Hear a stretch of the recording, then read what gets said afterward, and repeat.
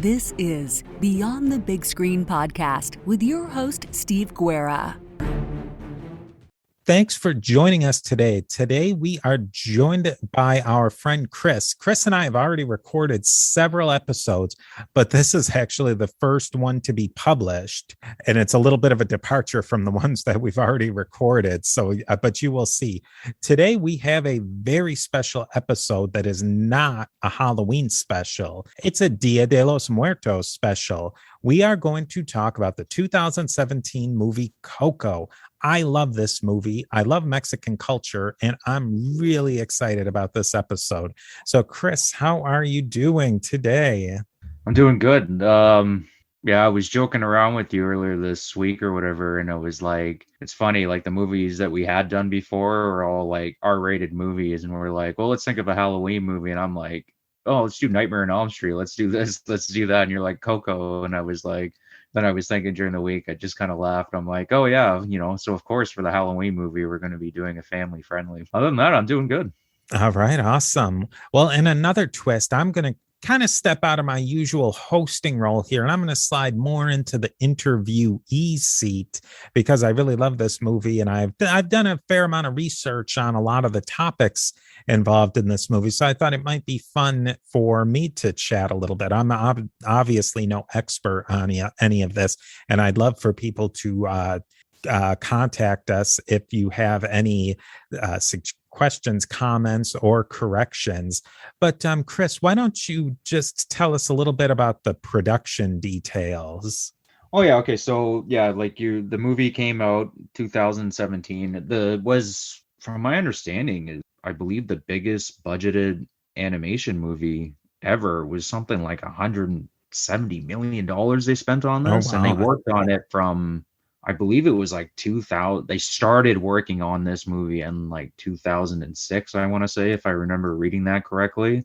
And it didn't get released until 2017. Yeah, I read somewhere it was the longest production schedule too of any animated film. Yeah, and it's directed by Lee. I can't pronounce that guy's. How do you pronounce his last name? It's the director was Lee Unkrich, which is interesting because he directed Monsters, Inc., most of the Toy Story movies, and he worked his way up through the ranks in Pixar. He started off as a pretty lowly, and now he directs most of their big movies, which I thought that was really interesting. And yeah, and a lot of people, of just reading reviews and stuff like that, a lot of people are saying this is the best Pixar movie made in terms of like the themes and the visuals and just how ambitious it was. And it's very rare that even for me, I'm not like kids movies, me. And this thing hit it right out of the park. And the cast is, when I looked it up, they're all Spanish. They're all Spanish and Spanish Americans or Mexicans, are they not? Except for Benjamin Bratt. And I think Benjamin Bratt, he might be of Mexican heritage. I'm not sure. That's probably the case. I believe so. But there's Hal Garcia Bernal. He's a Mexican-American actor who's done quite a bit in both Mexican and American film. And then Anthony Gonzalez, he played Miguel, and they were going to have somebody else do the singing, but then he wound up being such a good singer, they used him. Benjamin Bratt, who's a well-known character actor, and then a short cameo from Edward James Olmos. Yeah. Oh, it's funny that you mentioned the Miguel character, because when I was reading about the early production, the original kid, I guess they had for playing Miguel, he grew up, so they had to find the one that's in the movie now, because like when you hit puberty, your voice changes, right? Oh, that's interesting. Yeah, so they would have had to have had somebody just carry it through, or you couldn't have somebody who was much older unless he was a really great voice actor, which you don't necessarily know that. No, it's just it shows you like just how crazy the production on this movie was and how long it took. That was a problem that they had. It blows my mind. So I thought it might be good before we really, instead of summarizing the movie like we often do, I thought it might be good to just kind of like lay out what Dia de los Muertos is, or in Spanish, it's just Dia de Muertos in Spanish. It isn't, there's no los in it because that's just not necessary. It's kind of an English thing that gets thrown in there, but it's basically a Catholic tradition of All Saints and All Souls Day celebration. And you really can't say that Dia de los Muertos is Mexican Halloween because well, firstly, it's not on Halloween, and it's really a very different tradition. It's a part of the traditional Roman Catholic celebration of All Hallowtide or All Holies, the 3-day festival. And English naming always confuses all of these, the original meaning of a lot of these church terms. And it's basically what it is October 31st is All Saints Day evening, All Hallows Eve, which gets kind of muddled together in English into Halloween. And the eve comes from the evening song or Vespers, the liturgical celebration done the night before a religious holiday or feast. And feast does not necessarily mean a time for like eating a ton.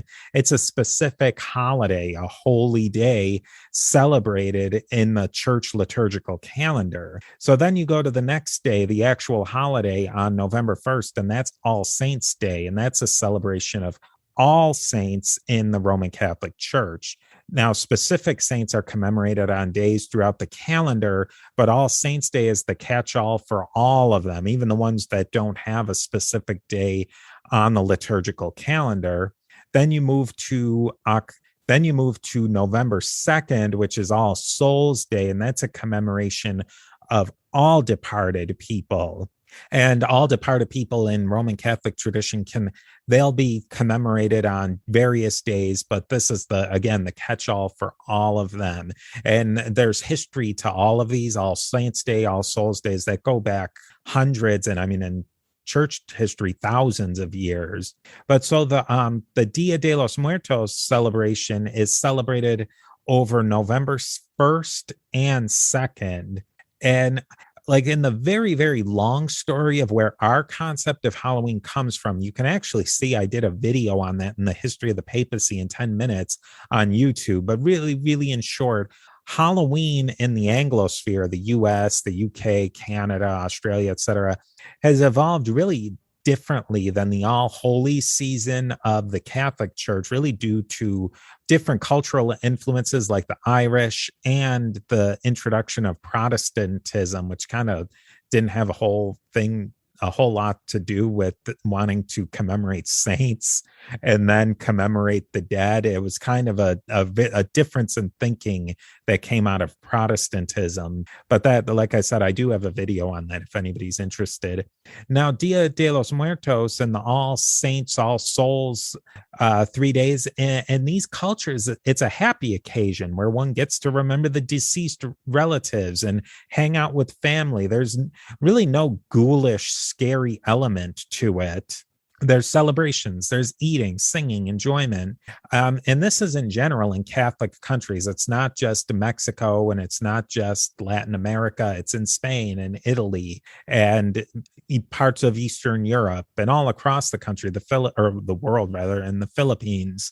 Now, Dia de los Muertos in Mexico and in other parts of Central America, Mesoamerica, it kind of syncretizes elements of traditional Spanish Catholic practices with Mesoamerindian and Aztec and Nahuatl practices. Something like the ofrenda, which is just Spanish for offering. The ofrenda is the table that's set up with pictures of deceased relatives, and they can trace that back to Aztec customs.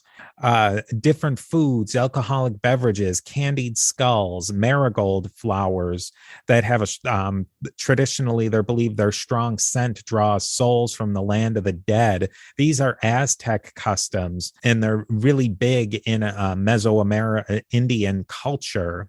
Then you have the papel picado, the intricately cut, colorful streamers cut from tissue paper. You see right in the beginning of the the movie where they're animated, which was really cool. And those are really, really popular in Latin American culture, particularly in Mexican culture. And then finally, really the importance of remembering individuals deceased in both Catholic and the Mesoamerican Indian cultures. I mean, most cultures have something to that degree, but it was super important in the Spanish Catholic. And when they combined with the Mesoamerican culture, it kind of like supercharged it into Dia de los Muertos. Catholics and traditional Christianity have many rituals to remember individuals who have died. There's the memory eternal that the Eastern Orthodox do. The Catholics have many traditions along this line. And it's really the idea of not just forgetting someone when they're dead. African cultures have interesting things about this too. I think when you look at these things, it's just so different than how Americans and Canadians in the Anglosphere and kind of Protestant cultures interface with the dead now. And I think that's something we can talk about. But and it's something else of connecting to way distant ancestors. Like now people are kind of getting back into ancestry, with the rise of ancestry.com and those sort of things. But like your average American, if you ask them, what do you really know about maybe a great great grandparent? I mean, I don't know very much about them. And then you start getting into great, great, great, great grandparents and great, great, great, great, great, and so on and so forth. And that's where, I would know what I would have to do and search on Ancestry. And there's not a lot of family lore about these things. But I think in a lot of other cultures, they have a lot more connection to that sort of thing. Now, Chris, what do you think about this? Like in your context, what do you know about your family? Would you say that you have the connection to past, or is it kind of fizzle out at some point? Well, when you were mentioning about like being part of the Protestant culture, right? It is like watching this movie, and it's like you mentioned about like remembering your family, right? Your tradition, where you came from, right? It really hit me home because me and you have had many conversations about along these lines, right? In terms of like just kind of like debates that we've had about like what's important, what's not important. But to be honest with you, like growing up in a Protestant culture, and it's very alien to me because it's not something I really grew up with. Like we'd have family pictures on the walls and stuff like that, but nothing like that's depicted in Coco. It's very foreign. And in terms of my personal family history, like I know, and I can't say this with 100% certainty, but I'm pretty sure that like I have a pretty much mainly English background, but I believe my family moved here, my ancestors moved here I think 20 years before the Great War broke out. So we've been here for a long time, but obviously nobody like super remarkable. So I think I've come from like a long stock of like Anglo blue collar workers. But I don't know for sure, right? Because like you said, like Protestant cultures, for whatever reason, I don't think it was always this way, but it especially in modern like Anglo societies, Protestant societies, like it's just not something that people seem to really care all that much about. But I'm sure if you went back like 70 years, it might not be as intense as it is depicted in the movie Coco, but it'd be something people would be more aware of, where they came from and who their great grandparents were and what they did, right? I mean, I think probably a lot would have to do with modernization too, where people are, so many people moved from where they had lived for so long, Yeah. especially in the last 100 years or so. I know my family has most of the ancestors going back are relatively new to the US. And so they moved around, each generation moved around a bit.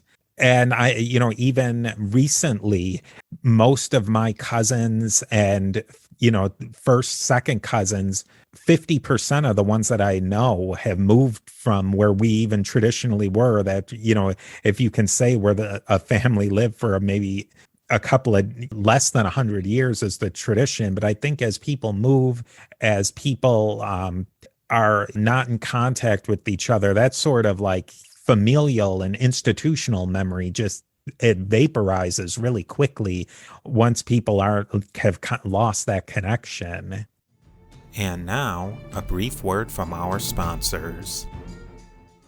It's a very North American thing too. Like I've noticed, I can't speak for like Australia and other like former British colonies or what have you, but it does really seem like a very uniquely American slash Canadian thing where people just move like just all the time, great distances. Where like in maybe it's different now in Europe, but like back in the day in Europe, like that's you just didn't do that. Like you basically stayed in France. You might move a little bit, you know, especially when the railroad came around and travel became a little bit easier. But yeah, you basically stayed where you were born. Maybe you might move a little bit. I don't know. I mean, it probably goes from person to person and place to place because there is a lot of, there's people who, move for education and career opportunities. But I think maybe these cultural things that they've established keep the families connected. Like you move to a different part of Mexico or even to the United States, you're keeping those connections to your family.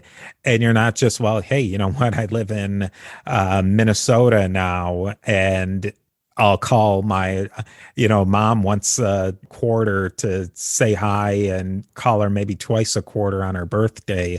Like maybe these cultural institutions that they've established through their traditional culture and their religion are keeping these family bonds more stable.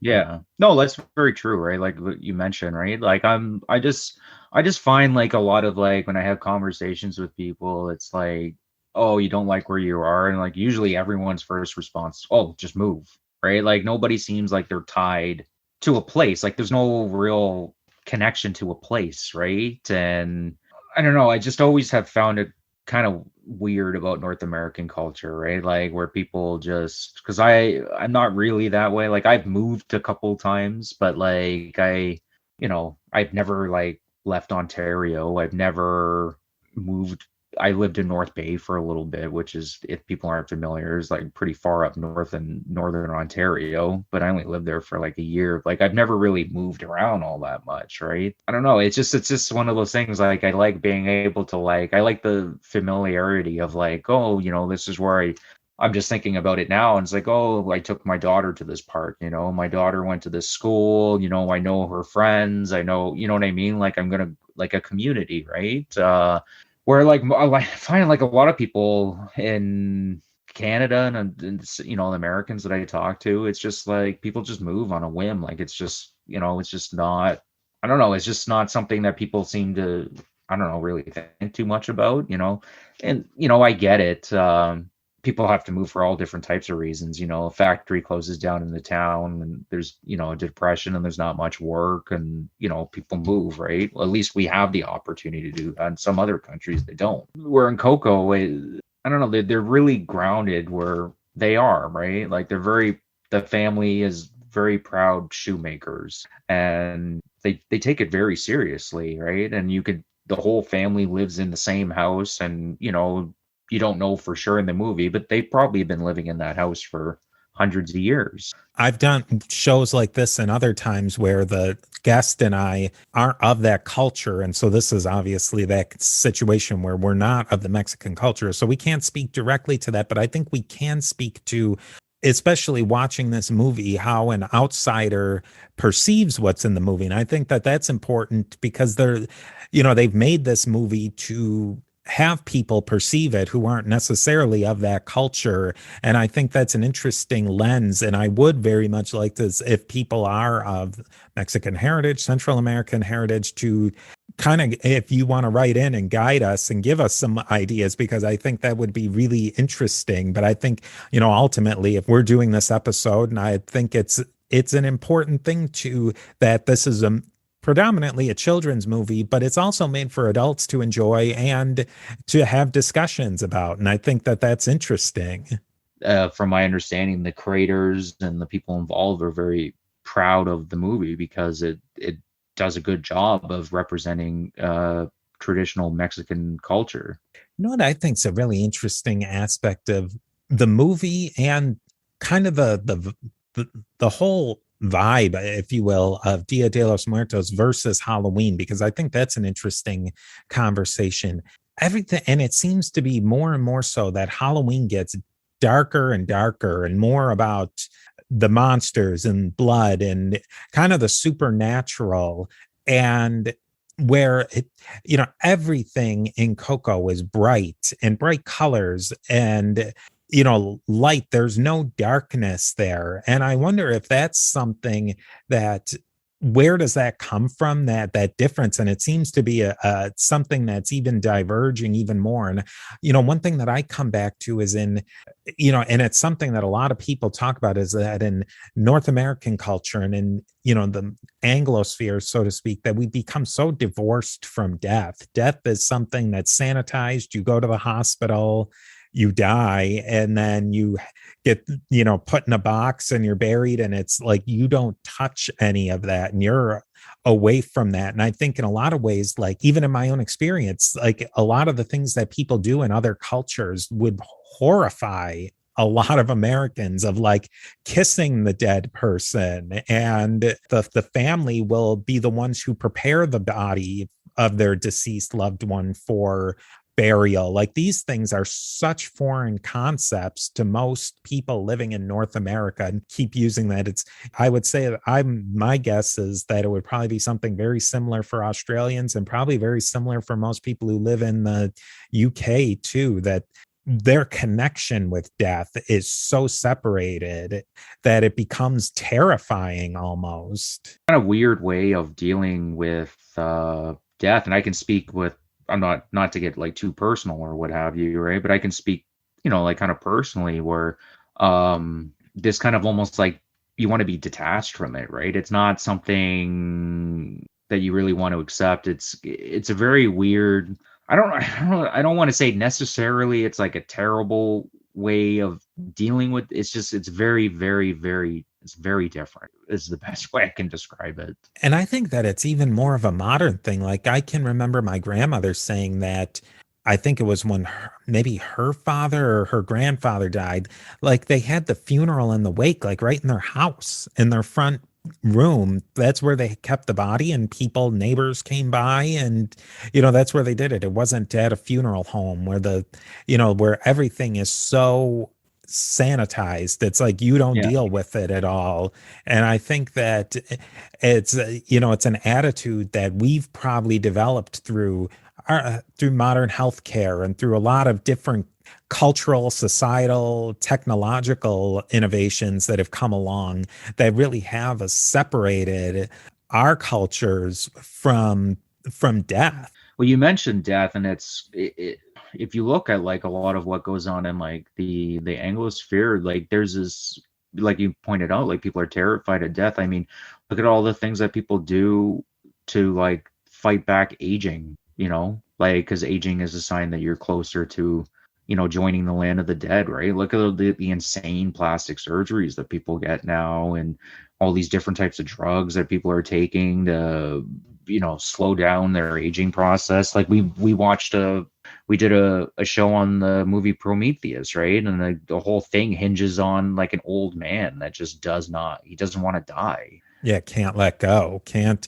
Whereas in, you think about how it's changed, like the idea of midlife crisis. You hit a certain age and you want to go back and act like a 20-year-old again. Wherein, traditionally, like if you made it to 45 or 50, you were ecstatic, to be that age. And you had grown into, you're an elder, you're wise, you're respected.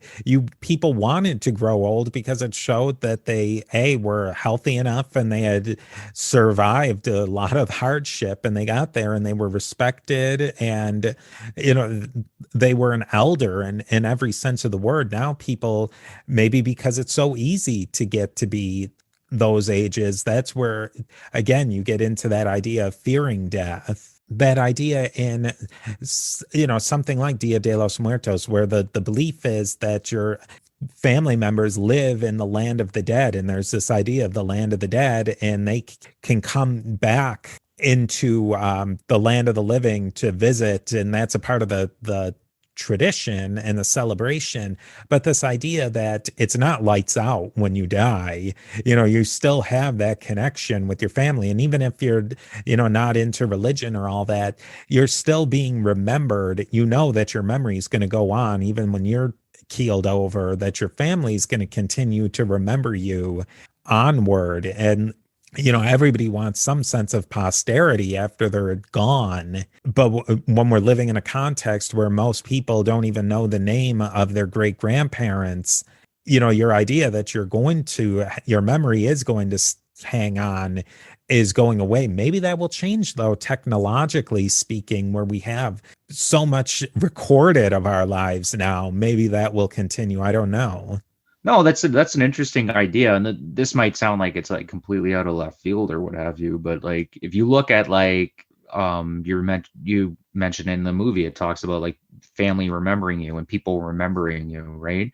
If you look at like even ancient Greek culture, like if you read like the Iliad or what have you, like what's like Achilles' like big thing, right? Like he wants to be remembered for eternity, right? I think mission accomplished. He got that done, right? But this strive of like wanting so your ancestors remember who you are, right? Like it's a very I just thought of it right now, right? It reminds me a bit of ancient Greek pagan culture in a sense, right? Where everyone was trying to be like a quote unquote like great man, right? So their ancestors would remember, not just their ancestors, the entire world would remember their deeds, right? Yeah, I mean, go on a deep dive here in that movie Troy, and I don't know if this was based on any sort of like Herodotus or anything, but the mom asks Achilles, maybe it was the mom, it doesn't really matter, but somebody asks Achilles, would you rather live to be 100 and not be remembered, or die tomorrow and have your memory go on forever? And he's like, it's a no-brainer which one I'd go for. And so I think that that's such a different mentality than what we're often dealing with. Die happy in your bed at 100, and so live a nice full rich life, but then you're going to be forgotten within a generation or two, or have this heroic ending and then live on forever. I think that you might ask 100 people on the street today and they would have a very different answer than people at different times and places in history would have to that question. Yeah, and it's in not to jump ahead, but in the movie, the bad guy, right? He's always going to be remembered, right? Because he's an icon, yeah, right? He's an icon, right? I mean, he also the caveat is he also has to live with what he did for all of eternity, right? So was it worth it? I mean, in the movie, he doesn't seem like he really cares, but it would assume eventually that would eat away at your soul, right? In terms of like that, not to go on a super deep dive, but it almost seems like it's kind of like a weird mixture where like paganism and like traditional like Christianity are almost kind of like merging, right?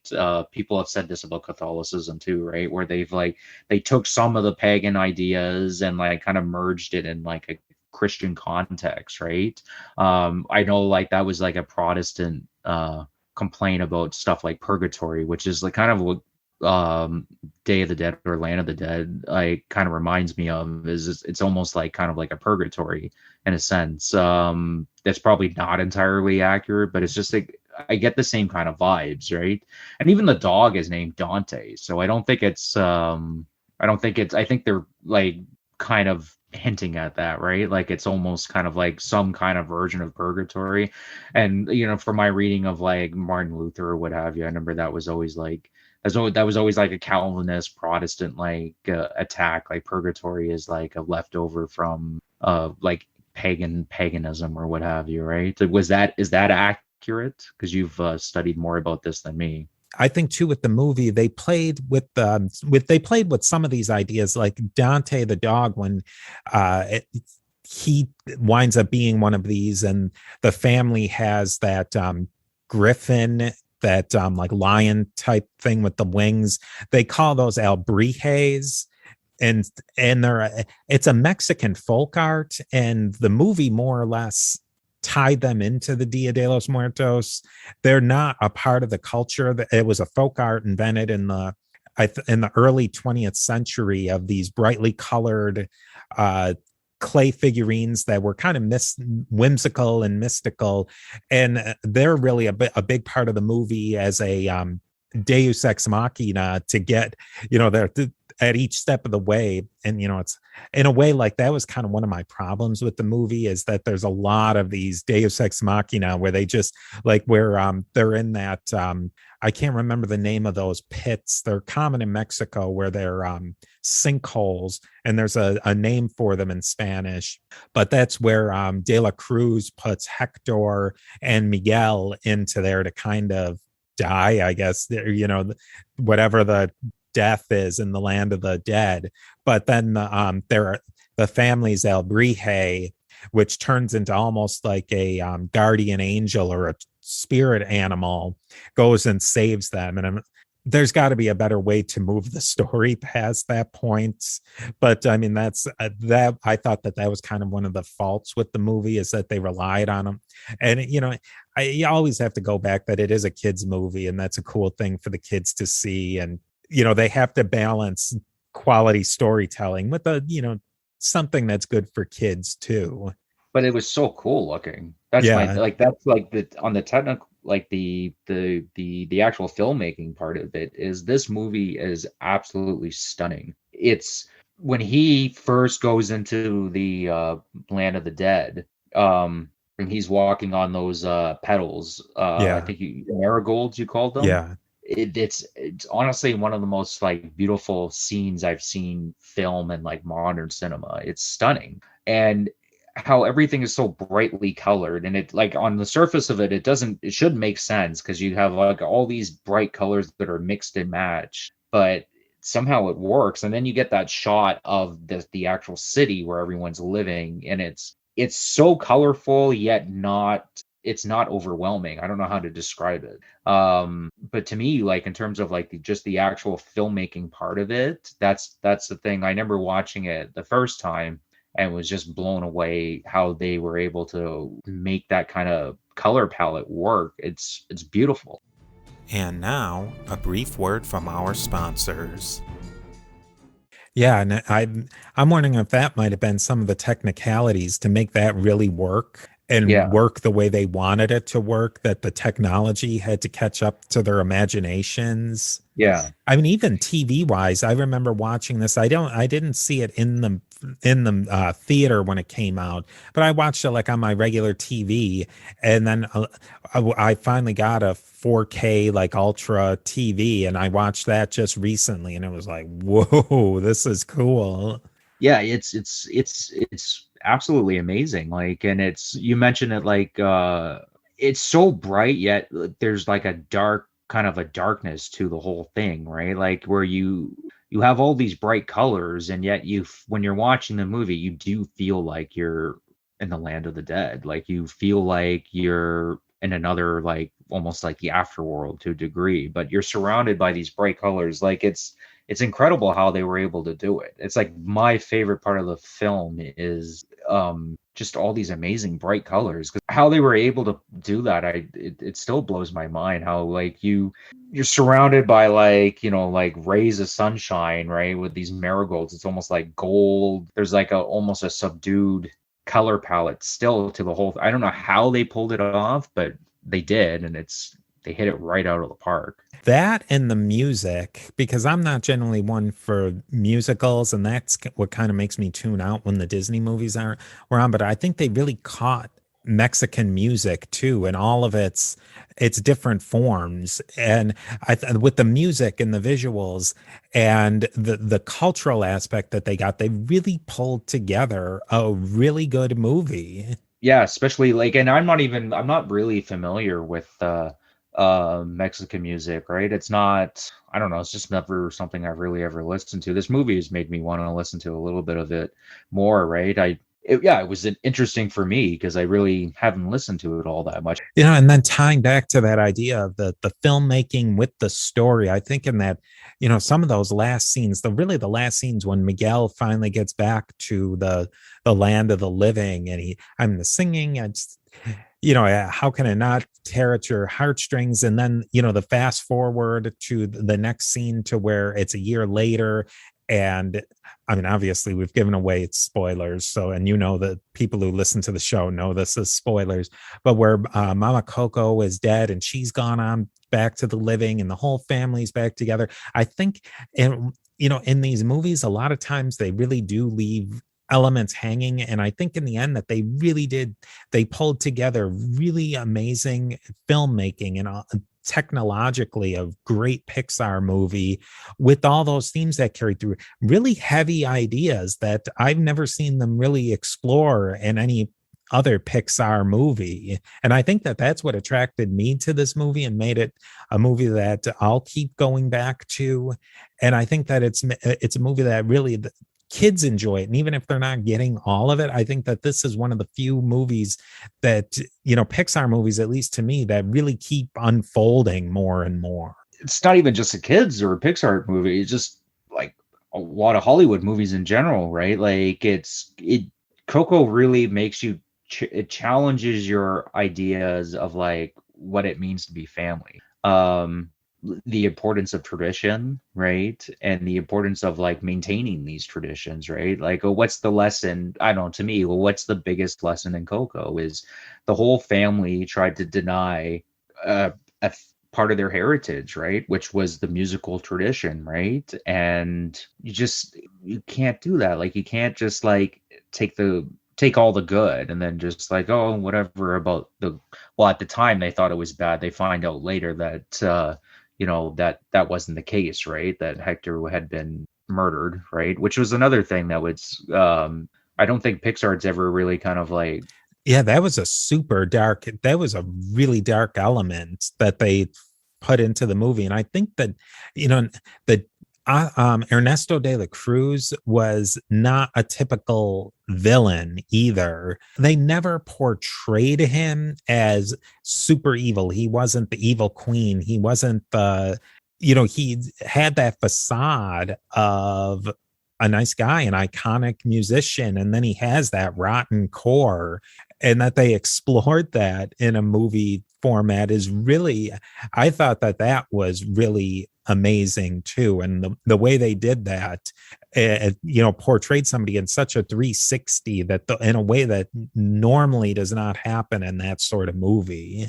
And it just came to my mind right now. I've been on like a true crime binge recently, right? And you read about like some of these guys or what have you, like some of the famous killers or what have you, right? And it's exactly like the main protagonist in Coco, right? Where on the surface of it seems, oh, this guy's a great guy, right? But like right underneath it, right, if you just scratch it a little bit, right, the guy's a stone cold sociopath.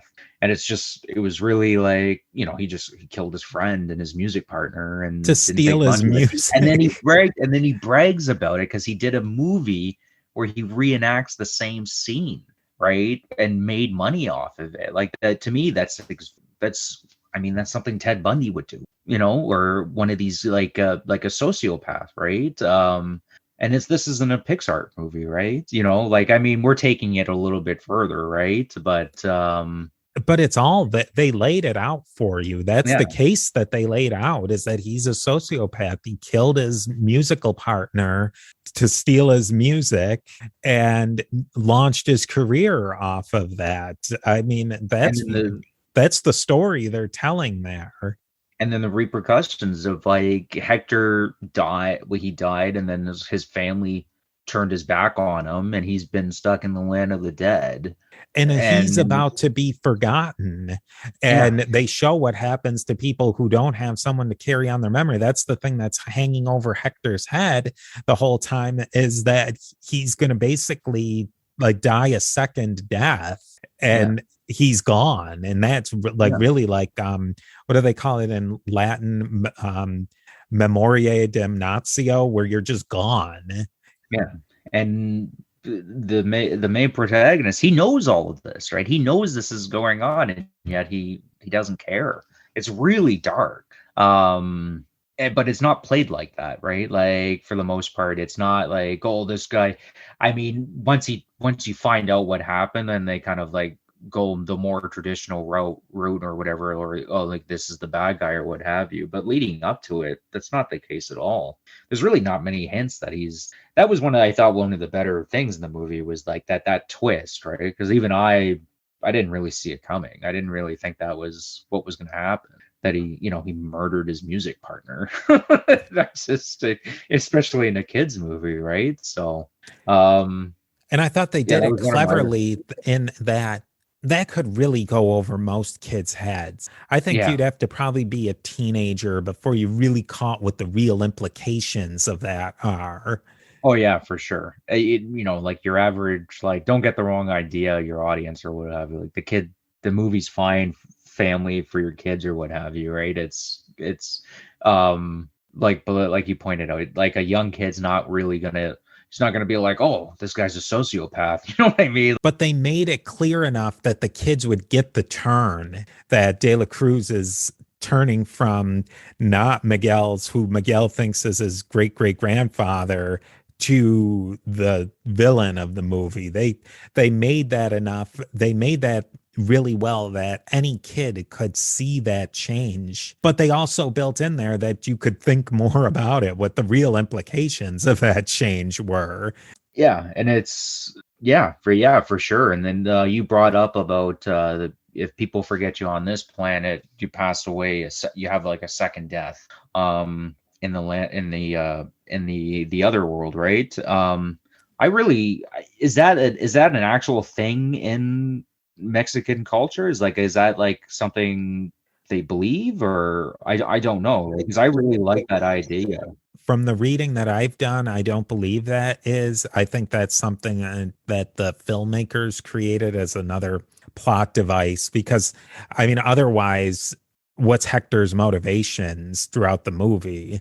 Yeah, it'd be nice to get his picture back on the ofrenda, but in the end, you're just going to sit there in the land of the dead where things aren't. Okay, you don't get to go back and visit your family once a year, but you're not gone. He needed the filmmakers needed to put that immediacy, or else he has no incentive to help Miguel get the family's blessing to go back. He has that immediacy, which I thought that was a clever twist in the movie and a clever element that they added. I really like that idea though, in terms of like as a learning tool for younger people, right? And people say, "Oh, you're scared the crap out of them," or what have you, right? But it really does emphasize how important it is to remember your grandparents, and your great grandparents, and your parents, and your cousins, and your brothers and your sisters.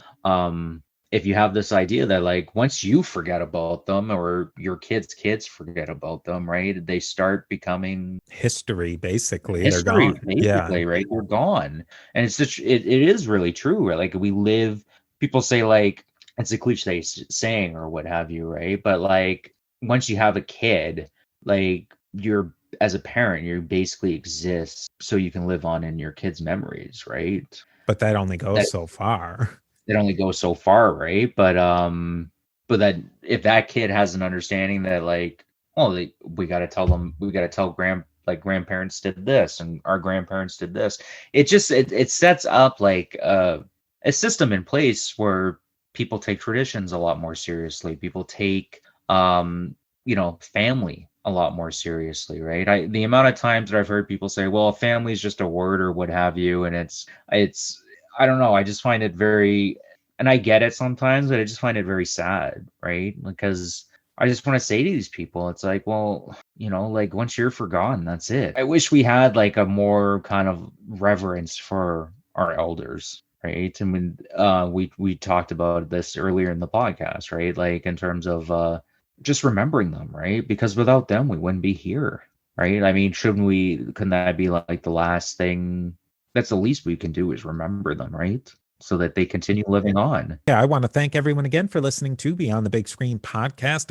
Of course, a big thanks goes out to Chris for joining me today to talk about this great movie, Coco. You will definitely be hearing more from Chris soon. A great way to support Beyond the Big Screen is to leave a rating and review on Apple Podcasts. These reviews really help me know what you think about the show and help other people learn about Beyond the Big Screen. You can also learn more about Beyond the Big Screen, movies to watch, and stories so great they should be movies on Facebook and Twitter by searching for A2Z History Page. You can contact me there or send me a good old-fashioned email to my email address, steve@a2zhistorypage.com. Links to all of this and more can be found at beyondthebigscreen.com. I will see you next time, Beyond the Big Screen.